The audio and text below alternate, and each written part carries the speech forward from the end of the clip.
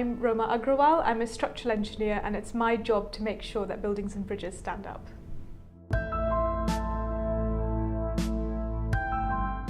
So friendship is, for me, really about comfort and being myself completely. So not having to care what I look like, what I'm doing, how I'm behaving, just completely being 100% myself and being able to call upon people, you know, when I'm really happy or really sad or have some news to share and, you know, ring them in the middle of the night if I have to. And that's really what true friendship is to me.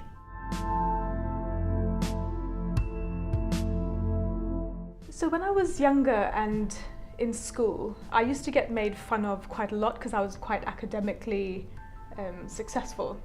And I just wish I'd known then what a small little bubble it is, like, you know, this kind of desperation to be cool in school and for people to like you is such a little local bubble. And I think I had an amazing time at school, but maybe that would have eased my journey a little bit.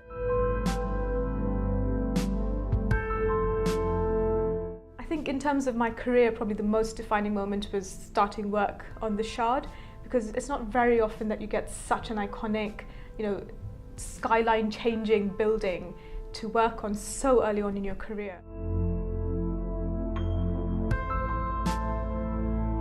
So happiness for me is all about balance. I love doing a huge range of things. So I love my job, I love engineering, I love science, I do yoga, I love baking, spending time with my friends and family. I'm even starting to write a book at the moment. And there's so much to do, there's so much stimulation around you all the time, and it's about trying to find a balance between all these different things you want to do and love, and finding satisfaction in them without stressing yourself out. So it's a bit of a, you know, kind of balance there that that can either lead to stress or to happiness, and hopefully more happiness than stress.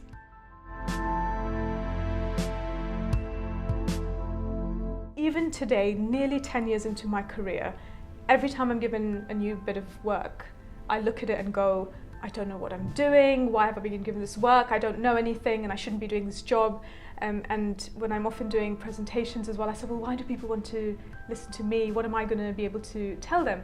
And I've learnt that most people feel that way. So often when I talk to young students, at university, for example, I'll ask them to put their hands up if they've ever felt that way in their lives, and I say in almost every single room, 90% of the people have put their hands up. So I think acknowledging that it's quite a normal feeling to have is the first step in trying to build that self-belief up. But I also think having people around you that believe in you and support you is super important. The best advice I've ever been given, and I think especially as a woman, is to ask for things.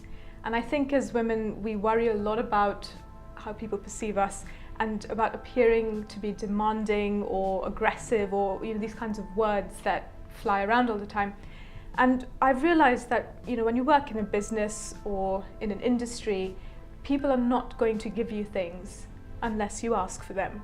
So you might be great at your job, you might put your head down and say, you know, the rewards will come, and maybe they will, and that would be fantastic, but that's not always necessarily true.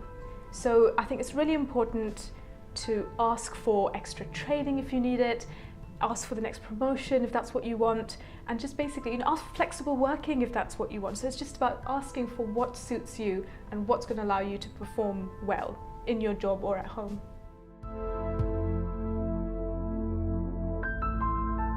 When I look in the mirror, I often see my eyebrows kind of really raised up. And a lot of people have said to me, when I'm talking about science and engineering, my eyebrows go up. So apparently all my kind of passion and energy goes straight in there. So I guess I see that. But I also see, you know, I see someone that wants to do something worthwhile, that wants to change something, make some kind of little ripple in the world. And for me, that's all about getting more women to do engineering.